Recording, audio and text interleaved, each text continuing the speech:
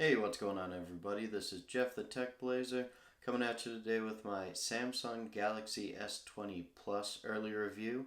I've been on an iPhone for the past couple phones, so being back on Android has been an adjustment. But let's get some of those specs out of the way, and then I'll tell you how this phone's been performing for the past, week and a half.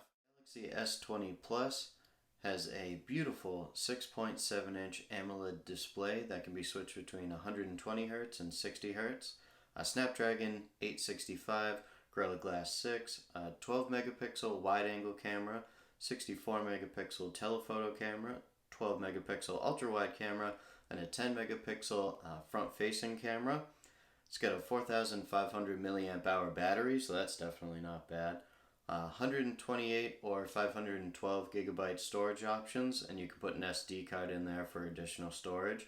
It's IP68 rated, and it's 5G enabled, even though nobody has 5G. But it comes with the phone. The whole line of Galaxy S20s has a 5G capability.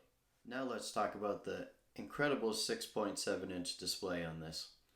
Samsung continues to make, in my opinion, the best looking screens on the market.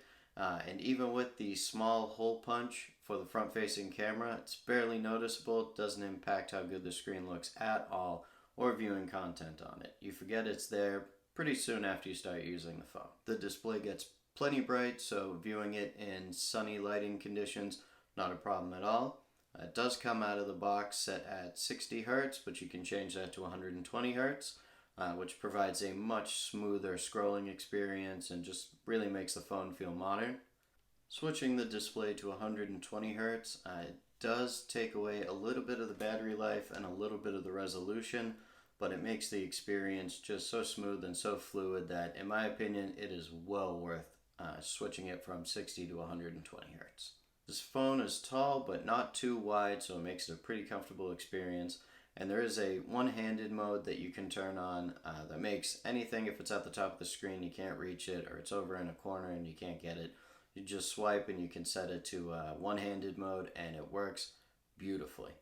Being back on Android has been interesting. I'm not sure where anything is anymore, and it's the level of customization has been a little confusing coming from iOS for the past 2 or 3 years.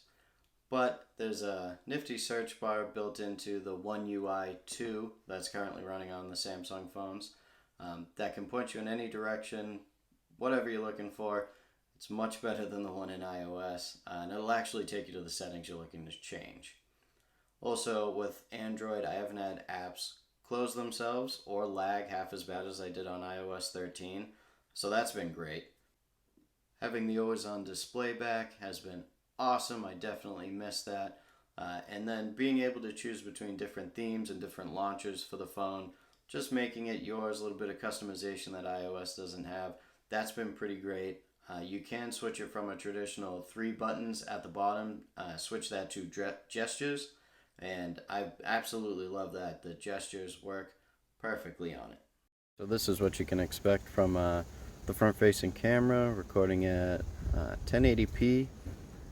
It's the audio quality, so it's not bad. It looks pretty good, at least what I'm looking at on the front-facing camera. It doesn't look bad at all.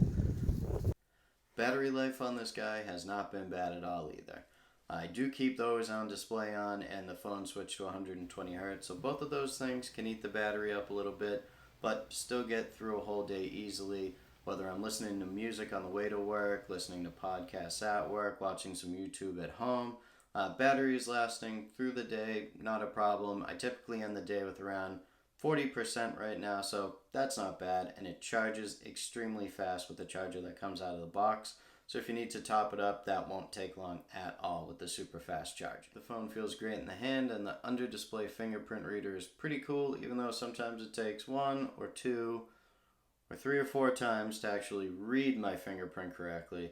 But the technology is still pretty cool, and it's more convenient, I'm finding, than Face ID, because I don't have to move the phone at a particular angle to actually catch my face to unlock. So I am enjoying it, even though it doesn't necessarily read it correctly the first or second or third time. The Samsung Galaxy S20 Plus currently starts at $1,200, which is a good amount of money, especially when the Samsung Galaxy S10 Plus is still around and you can still find that for considerably cheaper. But I'm going to keep my SIM card in this for the next few months, get a really good feel for it, and I'll be back with another review on this guy.